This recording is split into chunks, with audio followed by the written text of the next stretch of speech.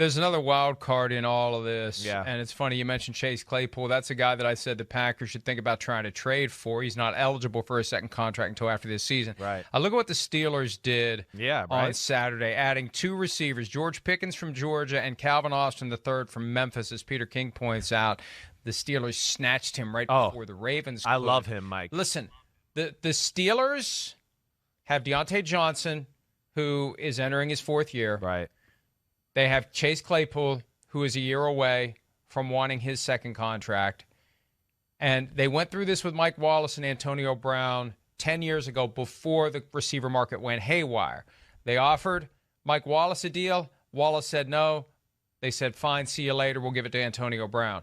I think they're only going to keep one of these 2 guys long term between Johnson and Claypool. I think you're right, Mike. I think one of these guys is going to be available. We talk about this all the time, right, Mike? I mean, when they got drafted, they're one of those teams, because I like those receivers they drafted. When they drafted them, it made me feel better. I mean, I felt like my evaluation was right when they got drafted, because I was like, oh, the Steelers took them.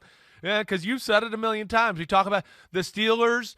They are one of those teams that's got the eye for the wide receiver. Every team's got their strength about what they can recruit and how they scout it out. The Steelers are the best receiving scouting team I've ever seen in football over the last 2 years. You named all the names there. I mean, it dates back to even farther than that with the Santonio Holmes and all those guys. I mean, it's crazy. So I hear you. I certainly thought about that aspect of, are they getting ready for the next move there? Because those 2 guys, Pickens, hurt all last year out of Georgia, has all the first-round traits you want. Tall, fast, can go get the ball. He's a first-round type receiver, I think, if he's healthy throughout his college career.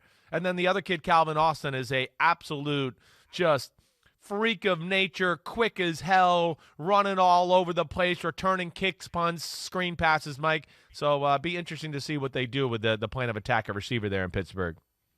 And what's amazing about the Steelers, and it does go back to Santonio Holmes. Now, they got Lyman Sweet from your Longhorns in 2008. He was a disappointment. Right. And they're not 100%. Right. But they're pretty damn close to it with their draft picks. And they have found, like, between round 3 and 6, they got Emmanuel Sanders and Antonio Brown the same damn it's amazing. draft. Right. In 2010. Right. It's uncanny what they've done. And they started going round 2 in recent years. They go James Washington, Diontae Johnson, Chase Claypool. Are you kidding me? I know. And now George Pickens adds to that list. It's unbelievable what they're doing. So I say all that because I don't know who the guru is. I don't know who the wizard is right. in the draft room. Right. Because none of them will try to claim credit. You know, there's plenty of other teams out there, and I'm not going to name names, but I guarantee you, if this team had cracked the code on finding receivers, we would know who the person is who is responsible, because that person would not be able to resist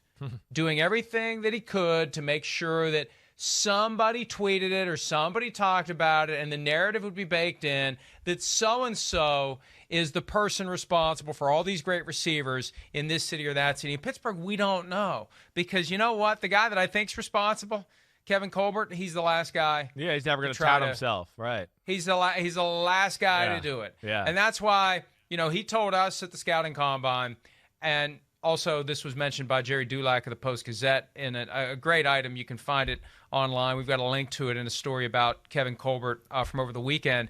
They need to keep him around. And he's happy to be around. He's not gonna walk through the door like he owns the place. No. He's gonna be do my job, know my role, support the GM, whatever you need me to do. I'm here to add to the trophy room. That's it.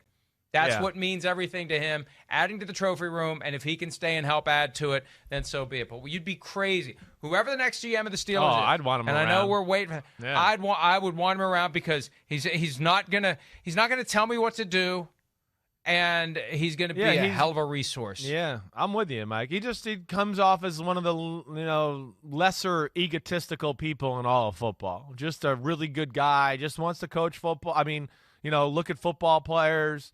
Evaluate the team, do that type of stuff. He's never been in it for the headlines. You never get that sense. Even this year at the Combine, right? We kind of tried to, give him a good send-off and have some fun. He wasn't going to have it. It was all business. He wasn't going to make it about him. He wasn't.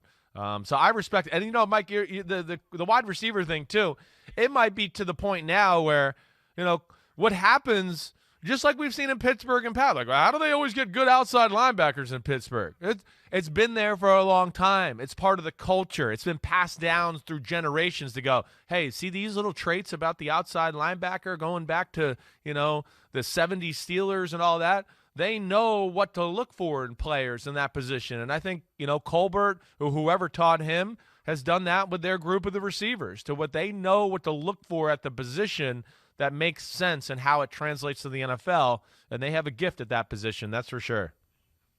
Interesting fact about Colbert I didn't know until this weekend. He was the head baseball coach at Robert Morris in 1981. Wow. And the head baseball coach at Ohio Wesleyan in 1984. And again, plenty of other GMs, if they had that on their resume, we would have known about it because they'd have made sure to tell somebody about it a long time ago because it just adds to the allure or whatever. Colbert, the exact opposite.